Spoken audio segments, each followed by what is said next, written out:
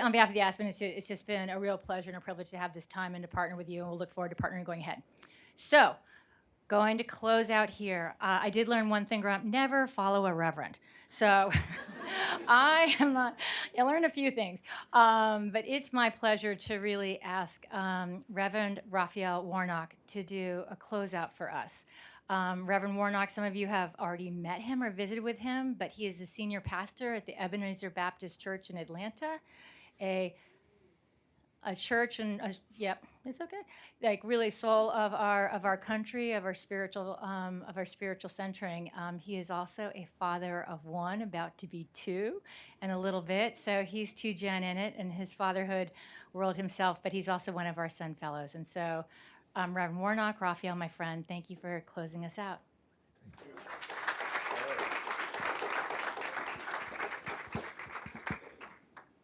All right, it's dangerous for the preacher to stand behind a lectern. You might get a sermon on a Thursday afternoon. I'm grateful to Ann Mosley and Lori Severance and the wonderful people at the Aspen Institute. They're the only ones, I think, who can bring us together in this way. I'm grateful to them. Give them a great big round of applause. And to Jessica and Jerry Seinfeld and their family and the Good Plus Foundation. We're grateful for your commitment. You've been in this a long time. We're grateful. I'm glad to be here. I guess they asked the preacher to close this out. I guess I could just give the benediction, closing prayer, or I could raise an offering. You all aren't laughing. But I'm grateful to be here. This is such important work. And my most important job these days, and my proudest title, is Chloe's dad. My 2-year-old, who is the light in my life and the center of the joy of both me and my wife, Ule. And I dropped her off to preschool yesterday on my way up here in Atlanta. And Chloe is so precious and so cute that I feel like she can't do any harm. And so, you know, I'm a little bit of a germaphobe. But when it comes to Chloe, things that would bother me, like people coughing and that kind of thing, you know, I don't even get back. And I'm suffering a little bit from that today. It's called the daycare bug. But I'm grateful. I want to thank Aspen again and the Good Plus Foundation for pulling us together in this way. I stand as the pastor of Ebenezer Baptist Church. It's the home church, of course, of Martin Luther King Jr., who was taken from us 50 years ago this year. I think it's important for us to keep that in mind, that we lost Martin King and we lost Robert Kennedy 50 years ago this year. As Dr. King made his way to Memphis, he was continuing work that he began some 13 years earlier in Montgomery. In his own words, trying to facilitate a revolution of values. When he and others started the Southern Christian Leadership Conference in 1957, their work wasn't simply to bring down the walls of segregation. The motto and the theme of SCLC was to redeem the soul of America. And so as a faith leader, as a person of faith, I believe that public policy has spiritual implications. And a big part of what we're doing these days, if we're talking about fatherhood or a whole range of issues that concern us these days, the noise in the public square, in the real sense, we're fighting for the soul of our country. But Dr. King was drawn to Memphis, and I think it's important to lift up that the movement had been fledgling and struggling in Memphis, a local movement among some sanitation workers. But then one day, during a rainstorm, two sanitation workers, Echo Cole and Robert Walker, were literally crushed. Their bodies were literally crushed in the back of their sanitation trucks. This is 1968. It's because they were forced to ride the back of the truck. They couldn't seek shelter like their white colleagues. And so they sought shelter from the natural rain, but there was no security from the unnatural disaster of Jim Crow segregation a few years after the civil rights law had already been passed. And so Dr. King made his way to Memphis, and in the midst of that struggle emerged those iconic signs that we began to see again this year. Very simple but sublime words: I am a man. Think about that. I am a man. Part of what it means to be a marginalized other, an oppressed person, is that you have to have movements. You have to have a campaign to declare about yourself what ought to be obvious. So oppressed people have to have campaigns to say, I am a man. I think of Sojourner Truth in the 19th century standing up and speaking for women's rights and the rights of people of color and saying to her white feminist colleagues, ain't I a woman? And now of late, our younger sisters and brothers are saying Black lives matter. And when people respond to say all lives matter, it's obvious that they've missed the point. That is the point, that all lives matter. And if you don't understand the contradiction, that speaks to the blindness of your own privilege.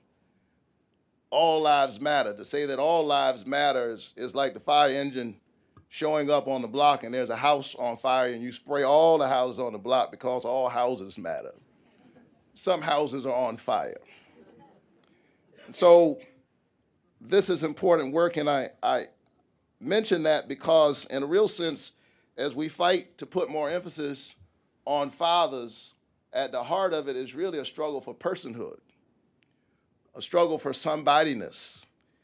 What we're really fighting against is a long legacy of systemic racism and structural inequality that has waged war against Black families and brown families and poor families, not simply benign public policy flaws, but structural inequality.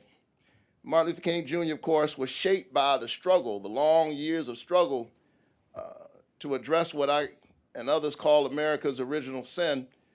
But I'm struck by the fact, as we talk about fathers, and I'm struck by the fact that Martin Luther King Jr., another obvious point, had a father.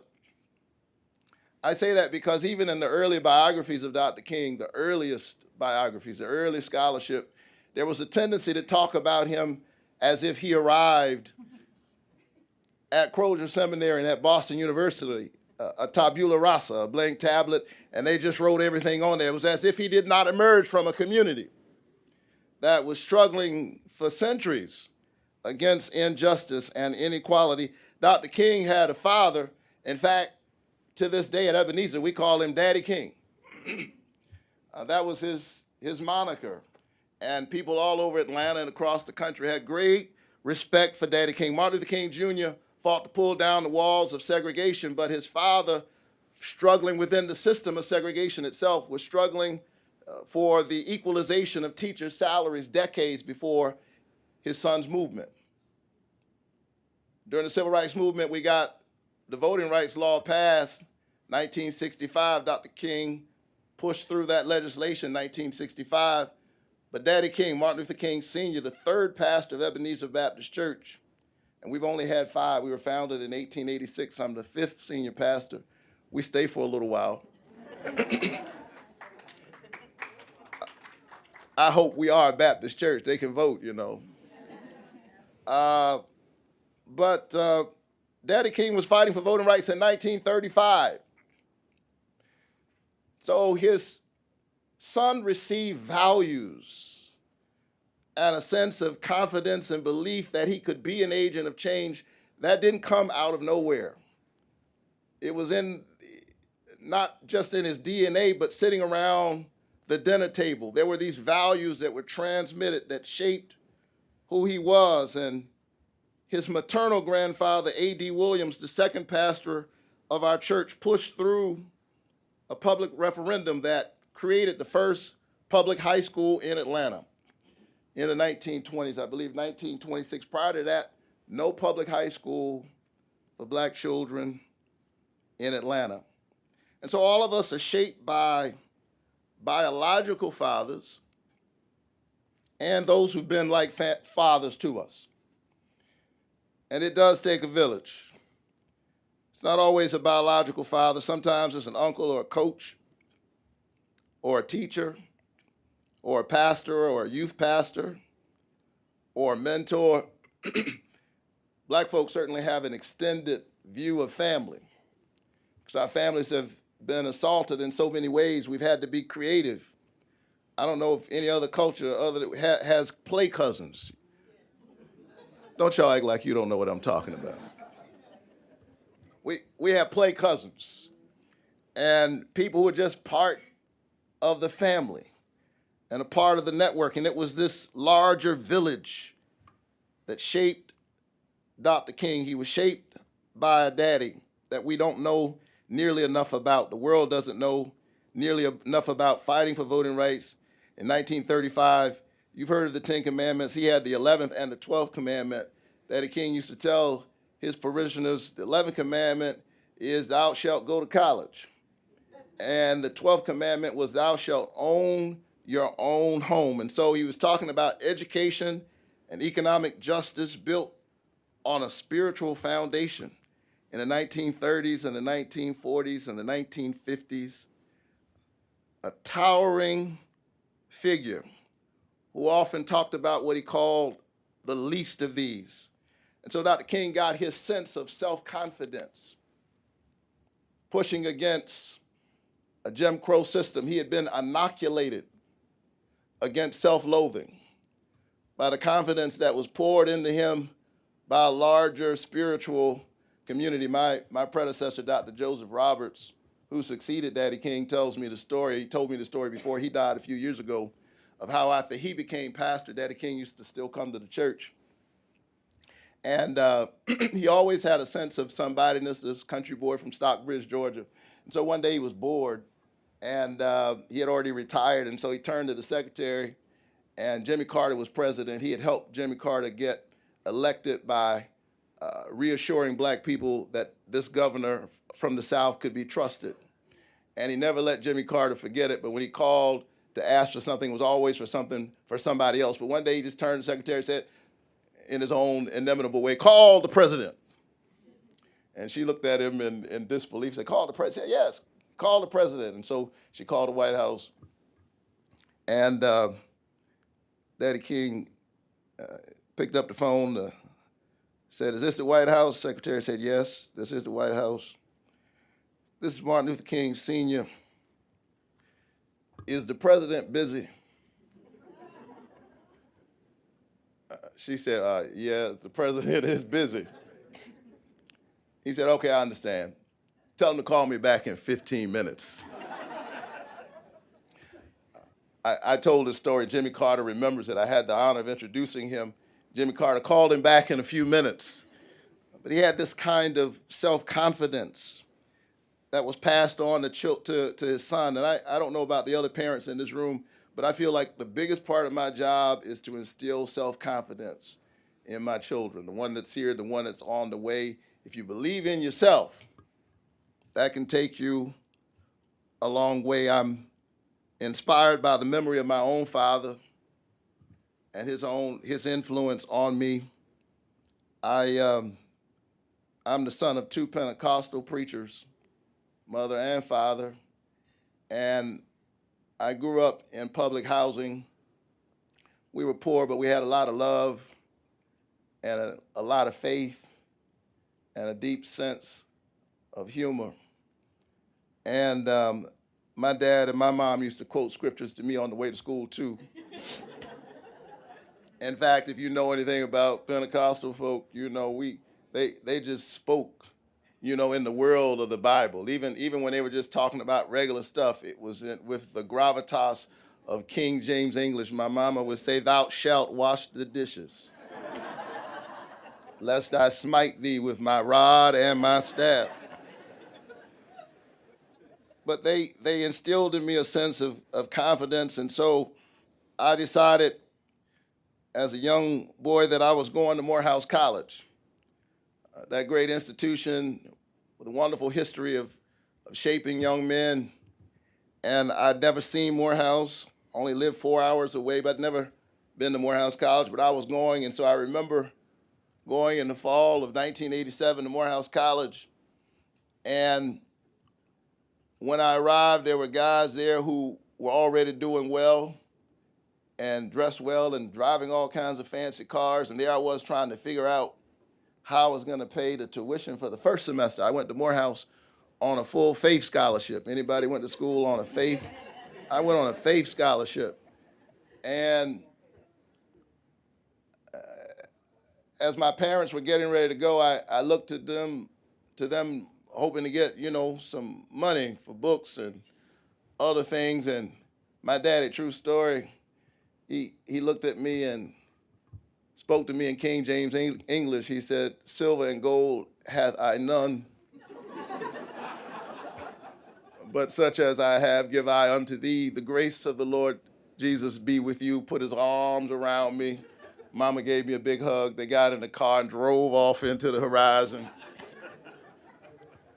4 years later, some of those guys who were driving those fancy cars, they were driving past the stage, but I was standing on the graduation stage getting my degree. So I had a sense of belief, a sense of somebodyness, but somebody gave me a Pell Grant.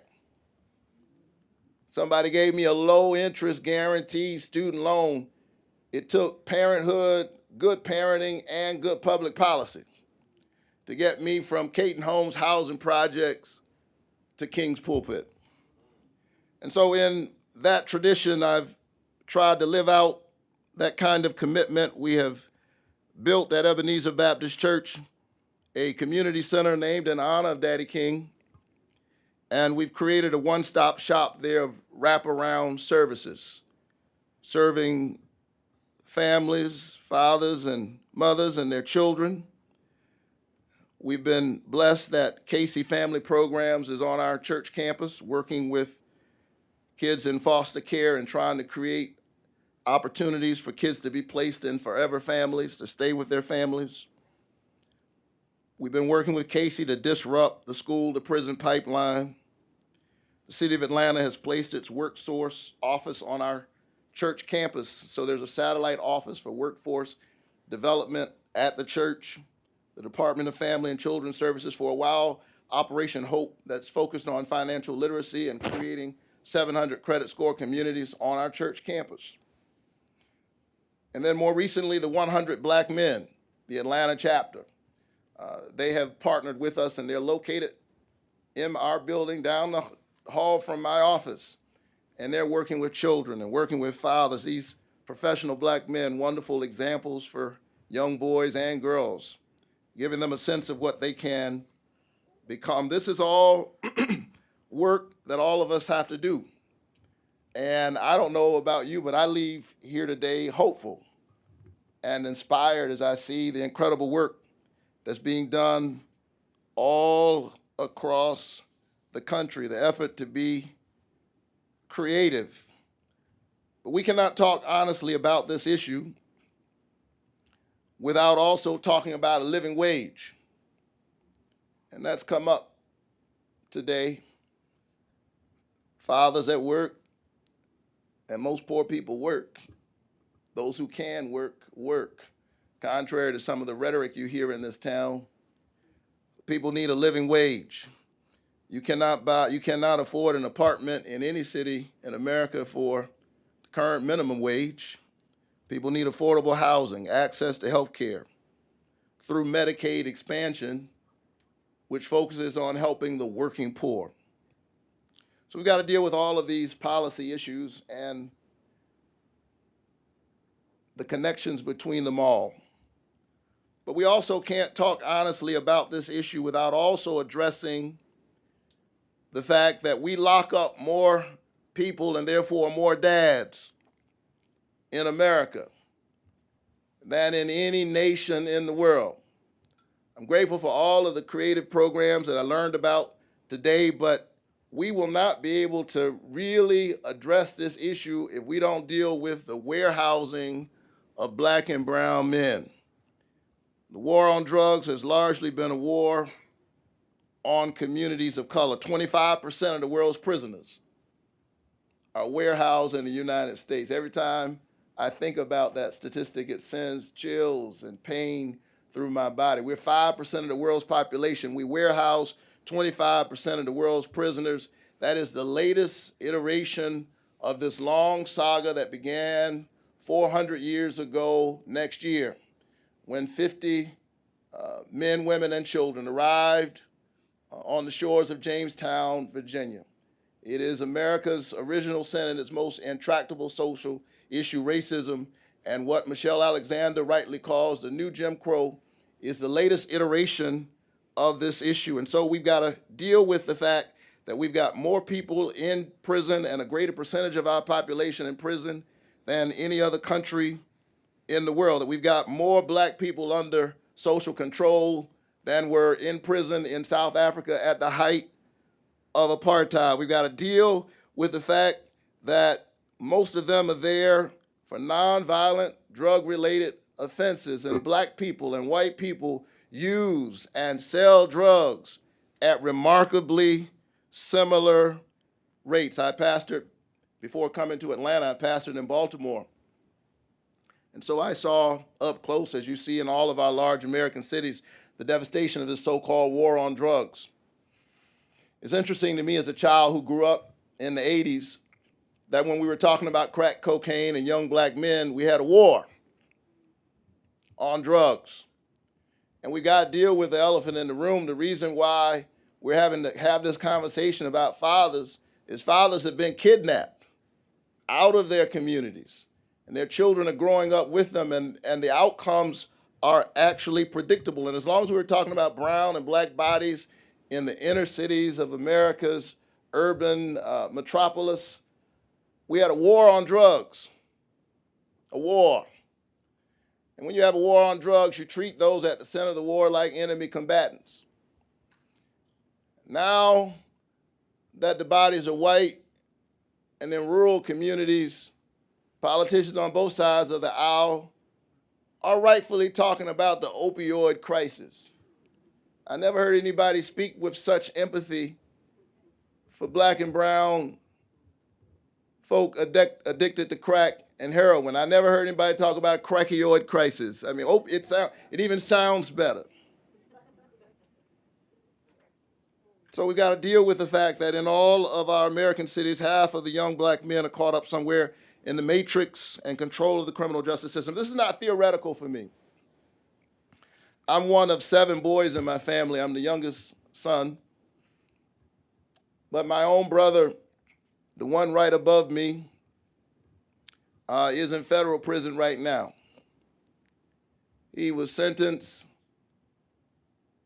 to life in prison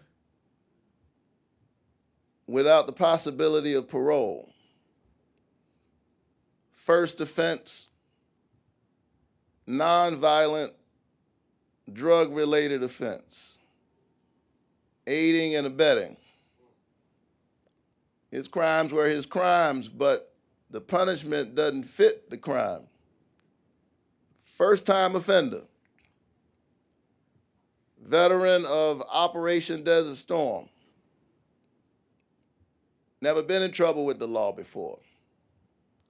Nonviolent drug-related offense, nobody was killed, nobody was hurt, nobody even got high, because the crime scenario was created by the state. And he is now in his 21st year. He was 33 when he went in. He's now 54.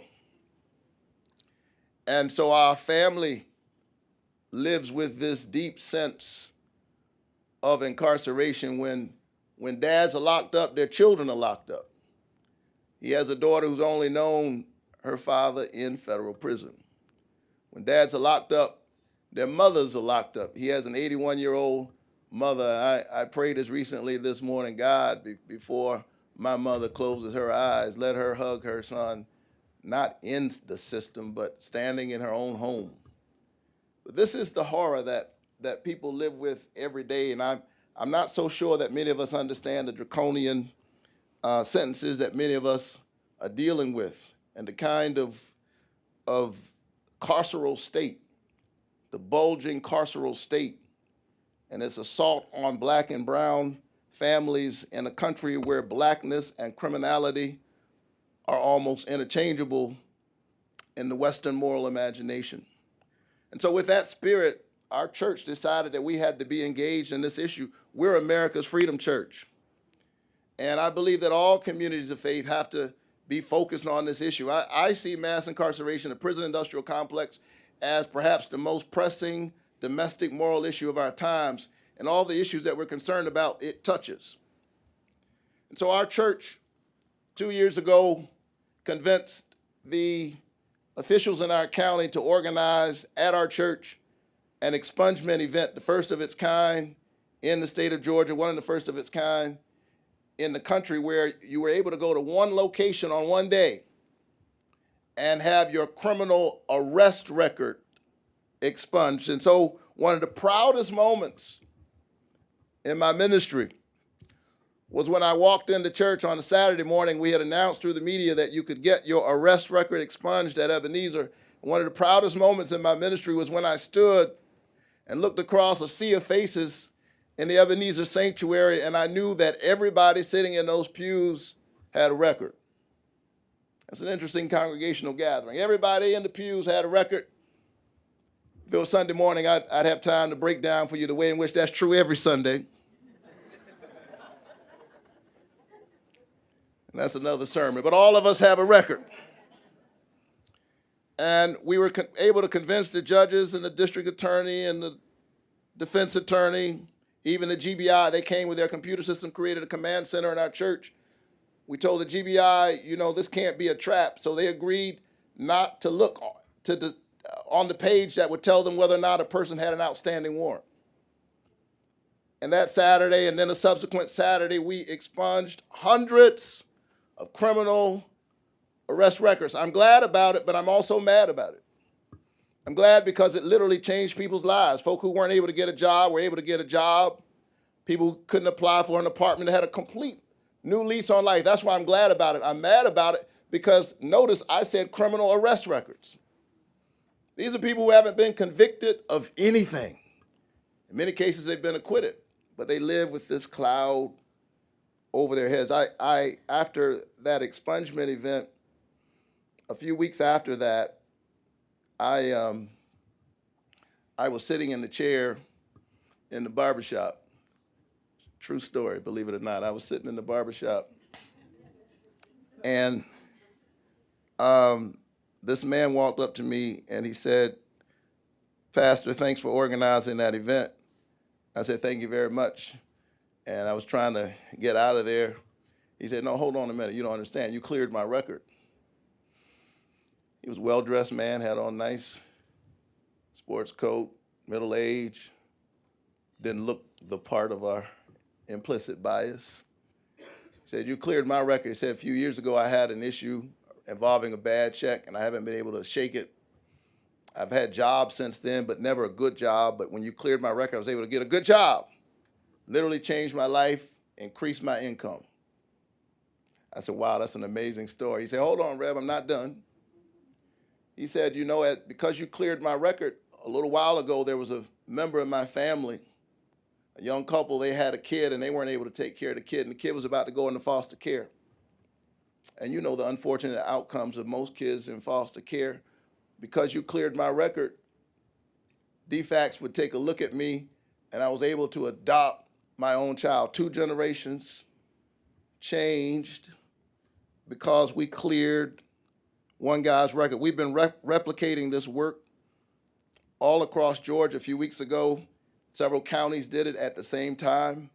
We sent out a film crew. We've been documenting it and trying to build a toolkit to help faith leaders and other community leaders do this all across the country.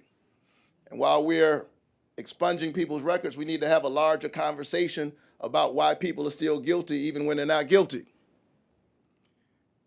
Father's Day weekend, we spent bailing poor people out of jail. And so all of this work that we're doing leads us in a few months from now to a national conference that we are convening at Ebenezer Baptist Church, June 17th through June 19th, 2019. We are organizing a faith movement, a multi-faith gathering of leaders of faith and moral courage who are committed to the work of ending mass incarceration.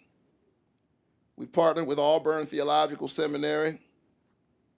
I hope Aspen and others will help, shameless plug. But we've got to have a movement. And as I close, you know, preachers have 3 or 4 closes, I only have one. I think about this 5-year-old boy who was disrupting his class, and the teacher couldn't take it. You know, he was strong-willed, had a lot of energy, so the teacher said, I'll tell you what. He gave him this puzzle, put him in the corner and said, you work on this puzzle, it's the whole world. Said, that'll keep him busy for a while. You know, a few minutes later, he was done. The teacher was amazed. He said, how'd you do that? He said, well, teacher, on one side of the puzzle, you had a picture of the world, but on the other side of the puzzle, you had a man's face. And I put the man together, and when I put the man together, I put the world together.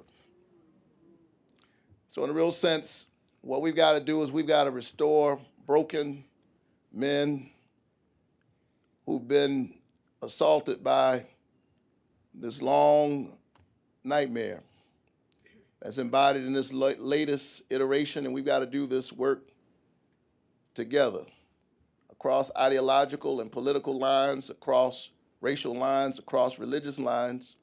We have to do this work together. And as I do this work, I'm tired. Sometimes I get worn out.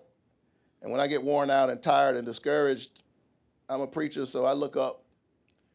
And because I'm a preacher, I'd like to tell you that when I look up, you know, I see something deep and mysterious. The finger of God writing across the milk deep. The truth is, I usually just see birds flying by.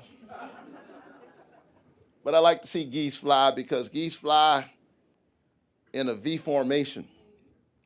And the one that's out front, the leader, who's receiving most of the light and the glory, is actually working the hardest, leading by example. But what I like about geese is that when the one out front gets tired, she just moves toward the back of the formation, and another goose just moves in its place.